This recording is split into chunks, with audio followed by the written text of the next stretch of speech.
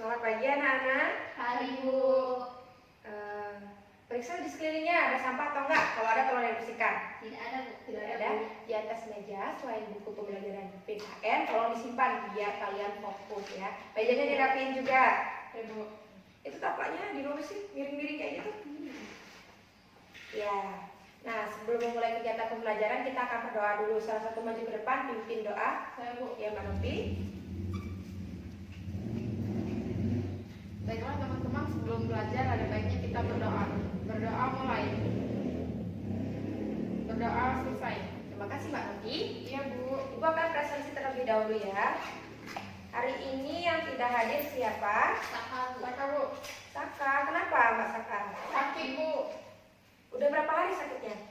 Udah berapa hari dia nggak berangkat? 2 hari Bu. Dijenguk ya temennya ya, biar tahu keadaannya. Untuk kalian semua juga jangan lupa jaga kesehatan. Musim sakit kayak gini, kalian harus benar-benar menjaga imun tubuh ya. Iya Bu. Pada pertemuan hari ini kita akan membahas mengenai kemerdekaan beragama dan berkepercayaan di Indonesia. Nah, sebelum kita membahas materi pada hari ini, kita akan membahas materi pada pertemuan minggu lalu. Ada yang masih ingat minggu lalu kita membahas materi mengenai apa? Saya Bu. Ya, Mbak Panca. Kita membahas mengenai naturalisasi yang merupakan proses permohonan atau perubahan status dari penduduk asing menjadi warga negara dari suatu negara. Ya, benar sekali. Jadi minggu lalu kita membahas mengenai naturalisasi, yaitu proses pengajuan status kewarganegaraan baru ya. Nah, ada berapa? Naturalisasi itu dibedakan menjadi 2. Apa aja? Saya Bu. Ya, Mbak Novi. Naturalisasi biasa dan juga naturalisasi istimewa. Iya. Jadi Tolong langsung kalau jelaskan. naturalisasi biasa itu orang dari bangsa asing yang akan mengajukan permohonan kewarganegaraan ke Indonesia, dan juga naturalisasi istimewa itu diberikan sesuai dengan ketentuan pasal 20 Undang-Undang Republik Indonesia tahun nomor 12 tahun 2006 Bu. Ya, jadi naturalisasi biasa itu adalah warga negara asing yang mengajukan permohonan kepada Indonesia dan sesuai dengan syarat-syarat yang tertuang dalam pasal 9 Undang-Undang nomor 12 tahun 2006. Sedangkan naturalisasi istimewa itu adalah status warga negaraan yang diberikan berdasarkan syarat dari pasal 20 Undang-Undang nomor 12 tahun 2006. Benar sekali, Mbak. Bagus. Aku untuk kalian semua masih ingat pertemuan minggu lalu. Nah, karena kita kemarin sudah membahas mengenai naturalisasi, minggu ini kita akan membahas mengenai subbab baru, yaitu kemerdekaan beragama dan berkepercayaan di Indonesia. Nah, apa sih tujuannya kita mempelajari materi mengenai kemerdekaan beragama dan berkepercayaan di Indonesia?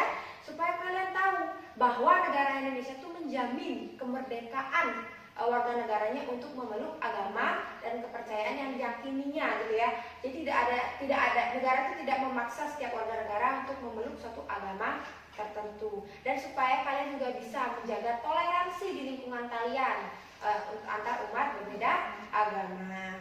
Nah, selain itu pada pertemuan kali ini kita akan melakukan diskusi dan juga tanya jawab. Nah, nanti Ibu juga akan memberikan beberapa soal kepada kalian. Nanti kalian akan menjawab soal-soal tersebut. Ya, paham ya?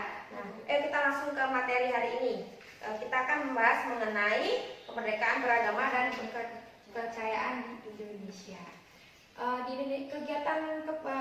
Kegiatan keagamaan sendiri itu tidak dapat dipisahkan dari masyarakat Indonesia. Karena seluruh masyarakat Indonesia itu memiliki agama.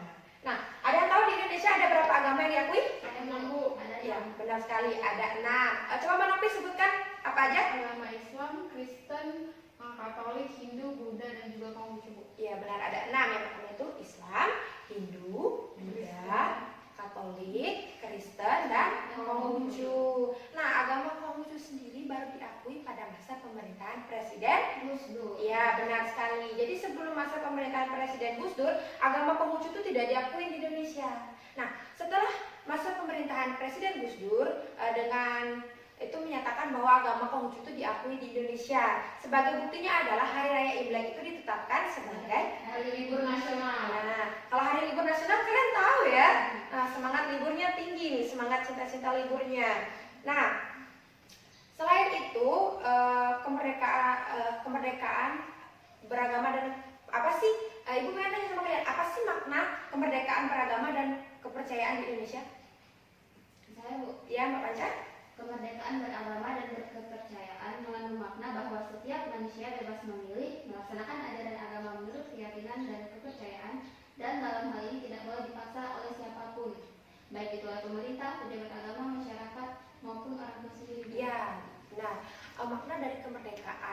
beragama dan berkepercayaan itu adalah seseorang itu bebas memilih, berhak menentukan agama apa yang diyakini berdasarkan kepercayaannya masing-masing, dan hal itu tidak bisa dipaksakan oleh siapapun. Ingat ya, hal itu tidak bisa dipaksakan oleh siapapun.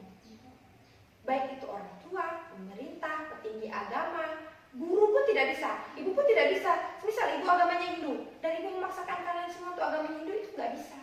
Karena agama itu ditentukan berdasarkan keyakinan dan kepercayaan kalian masing-masing, seperti itu ya. Nah, karena keanekaragaman agama yang ada di Indonesia, diperlukan adanya Toleransi. iya, benar sekali, diperlukan adanya toleransi.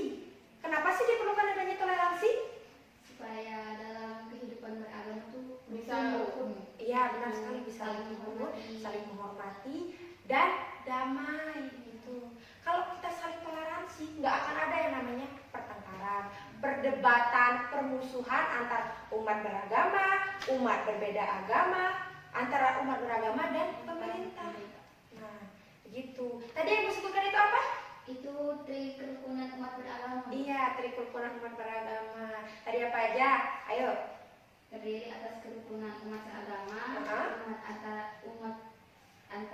berbeda agama, Ya. dan juga umat beragama dengan pemerintah. Ya, kerukunan antara umat sesama agama, umat berbeda agama, dan umat beragama dengan pemerintah. Jadi kerukunan itu tidak hanya sebatas antara umat sesama agama, nggak gitu. Tapi antara umat berbeda agama pun kerukunan itu harus tetap dijaga. Umat beragama dan pemerintah pun kerukunannya juga harus dijaga, karena pemerintah itu yang mengatur dan mengatur tata cara pelaksanaan bermasyarakat, begitu ya. Jadi jangan mentang-mentang saya umat beragama, saya nggak suka sama pemerintah, saya nggak mematuhi aturan pemerintah, itu nggak bisa. Karena kegiatan beragama di Indonesia itu ada dua intinya. Apa aja? Beriman, Dan bertakwa. nah, beriman dan juga bertakwa. Itu nggak bisa dipilih salah satu antara beriman dan bertakwa itu. Kenapa? Kenapa nggak bisa dipilih salah satu? Karena itu harus seimbang, Bu. Iya, Kalau kita beriman, kita harus bertakwa juga, Bu. dan bertakwa, benar. Jadi selain beriman, kita juga harus bertakwa. Karena kalau kita cuma beriman tidak ada takwa, berarti kita tidak bisa menghargai orang lain. Karena setiap agama itu tidak ada yang mengajarkan untuk menjatuhkan agama orang lain. Tidak boleh menjatuhkan sesama umat manusia. Jadi antara iman dan takwa itu harus seimbang. Ingat itu ya. Jadi nggak asal kalau kita saya orang beriman, jadi saya nggak mau teman sama orang beda agama, itu salah. Nggak bisa kayak gitu ya.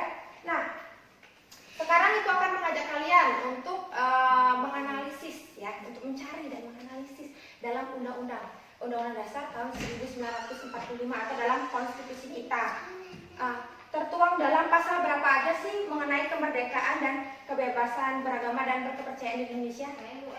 Ibu akan kasih kertas, kalian tulis aja ya di sini ya. Nanti kita akan diskusi dan bahas bersama-sama. Ini Mbak Arca, Mbak Novi. Nah, nanti dalam kertas itu ibu akan meminta kalian menulis dalam pasal berapa sih kemerdekaan dan kebebasan beragama itu dijamin oleh konstitusi kita. Nanti hasilnya akan kita bahas bersama-sama ya. Ya, Bu.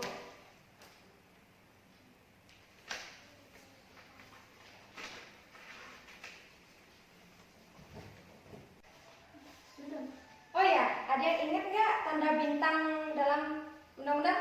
Maksudnya? Itu perubahan amandemen. Ya, perubahan amandemen. Kalau bintang satu artinya? Perubahan amandemen yang pertama. Kalau bintang dua? Perubahan amandemen yang kedua. Ya, bagus sekali. Dilanjutkan kerjanya.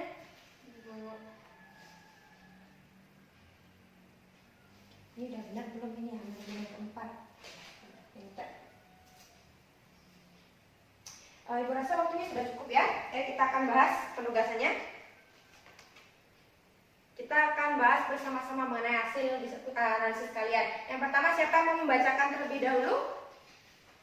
Saya, Bu. Ya, Mbak Panca silakan. Ini pasalnya. Ya, pasal juga Ini yang disebutkan. pertama pasal 28E ayat 1 dan 2, Bu. Iya, apa aja isinya? Yang ayat 1, setiap orang bebas memeluk agama dan beribadah menurut agamanya, memilih pendidikan dan pengajaran, memilih pekerjaan, memilih keluarga negaraan, memilih tempat tinggal di wilayah negara dan meninggalkannya, serta berhak kembali. Untuk yang ayat 2-nya, setiap orang berhak atas kebebasan meyakini kepercayaan, menyatakan pikiran dan sikap sesuai dengan hati nuraninya. Ya, jadi tertuang dalam pasal 28E ayat 1 dan ayat 2. Nah, yaitu yang berisikan tentang setiap warga negara bebas memeluk agama dan kepercayaan, memeluk agama sesuai dengan kepercayaannya masing-masing. Jadi setiap orang itu mempunyai kebebasan dan mempunyai berhak untuk menentukan agama apa yang mereka percayai. Jadi tidak bisa dipaksakan. Nah, selanjutnya Mbak Nopi bacakan hasilnya. Selanjutnya yaitu pasal 28I ayat 1 Undang-Undang Dasar Negara Republik Indonesia tahun 1945. Yang bunyinya hak untuk hidup, hak untuk tidak disiksa, hak kemerdekaan pikiran dan hati nurani, hak beragama, hak untuk tidak diperbudak, hak untuk diakui sebagai pribadi di hadapan hukum, hak untuk tidak dituntut atas dasar hukum yang berlaku surut, dan juga adalah hak asasi manusia yang tidak dapat dikurangi dalam keadaan apapun. Ya, dalam pasal 28I ayat 1. Apa sih maksudnya isi dari pasal 28 ayat 1 itu? Yang mengakui hak adanya hak beragama. Salah satunya ya mengakui adanya hak beragama, hak agama gitu ya. Nah, ini tadi kan kita bahas mengenai kemerdekaan beragama dan kepercayaan. Nah, jelas-jelas banget kan dalam pasal 28I ayat 1 itu mengakui adanya hak beragama. Jadi hak kebebasan beragama dan berkepercayaan Indonesia itu dijamin, benar-benar dijamin dalam Undang-Undang Dasar tahun 1945 gitu. Ayo lanjutkan, apa lagi? Saya Bu. Iya, Mbak Panca. Selanjutnya ada pasal 29 Undang-Undang Dasar Negara Republik Indonesia tahun 1945. Pasal 29 Ayat 2. ayat 2. Ya, dibacakan. Disebutkan bahwa negara menjamin kemerdekaan tiap-tiap penduduk untuk memeluk agamanya masing-masing dan untuk beribadat menurut agamanya dan kepercayaannya itu. Ya, dalam pasal 29 ayat 2 ini negara menjamin. Tulisannya apa tadi? Negara menjamin kemerdekaan tiap-tiap penduduk untuk memeluk agamanya masing-masing.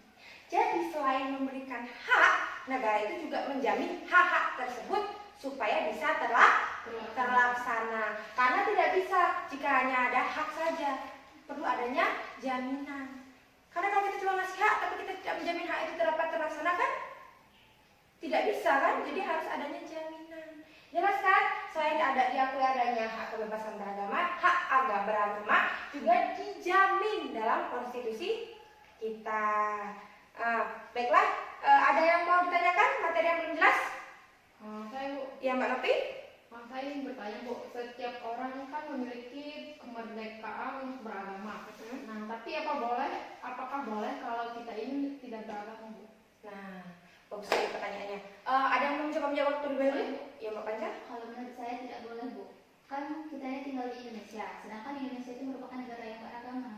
Nah, bagus jawabannya bagus.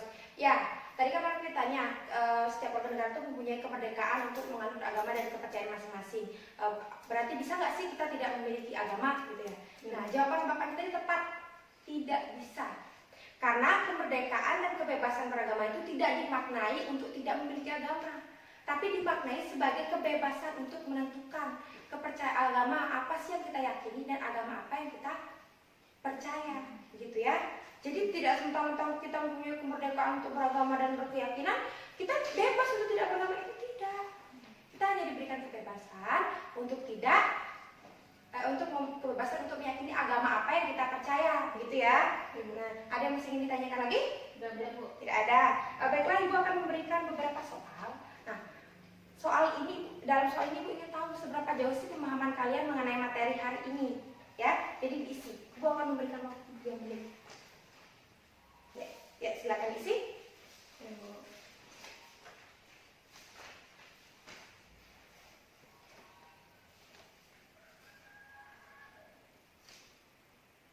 Jangan lupa ditulis namanya ya. Ya Bu. Oh ya, dengan kertas hasil analisisnya tadi juga diisi namanya. Nanti akan Ibu nilai ya. Oke, sepertinya waktunya sudah cukup. Nah, Ibu akan periksa dulu. Kertas tadi yang dibuat mana Nopi? Oh, ini ya, Ibu ambil ya. Ya, hasilnya bagus, bagus banget. Kalian ternyata benar-benar memahami mengenai materi yang kita bahas hari ini. Itulah kenapa Ibu, walaupun kalian udah bawa undang-undang, buku undang-undang dasar, Ibu tetap nyuruh kalian nulis. Biar apa? Biar kalian juga sekalian untuk mengingat dan menghafal ya. Biar kalian juga tahu letaknya di mana, seperti itu ya. Baiklah, dari materi yang kita bahas hari ini ada yang dapat menyimpulkan apa saja yang kita bahas? Ya Mbak Panca? Jadi pada hari ini kita membahas mengenai kemerdekaan beragama dan berkepercayaan di Indonesia. Kita membahas mengenai toleransinya, Ya. membahas mengenai pasal-pasal yang yang berhubungan dengan kemerdekaan beragama, Bu. Ya, benar sekali. Jadi pertemuan hari ini intinya kita tuh membahas mengenai makna dari kemerdekaan beragama dan berkepercayaan di Indonesia. Yang kedua kita juga membahas mengenai toleransi antar umat beragama, umat sesama agama, antara umat beragama dan pemerintah. Kita juga membahas mengenai pasal-pasal apa? Pasal yang membahas mengenai kemerdekaan beragama. Ya, pasal-pasal dalam Undang-Undang Dasar 1945 yang menjamin hak kemerdekaan beragama dan berkepercayaan di Indonesia. Baiklah, untuk pertemuan minggu depan, Ibu akan memberikan kalian tugas untuk membaca dan juga menganalisis mengenai pertahanan dan juga keamanan di Indonesia. Dibaca, nanti juga kalau ada pertanyaan kalian tulis. Nanti kita akan diskusikan pada pertemuan yang akan datang. Nah, sekian dari Ibu. Ibu akhiri pertemuan hari ini. Kurang dan lebihnya Ibu mohon maaf. Kita akan akhiri dengan berdoa salah satu maju ke depan. Saya Bu. Ya, Mbak Rofi. Baiklah teman-teman, untuk mengakhiri pembelajaran ada baiknya kita berdoa dulu. Berdoa mulai. Selesai. Terima kasih Mbak Novi. Selamat siang anak-anak. Iya,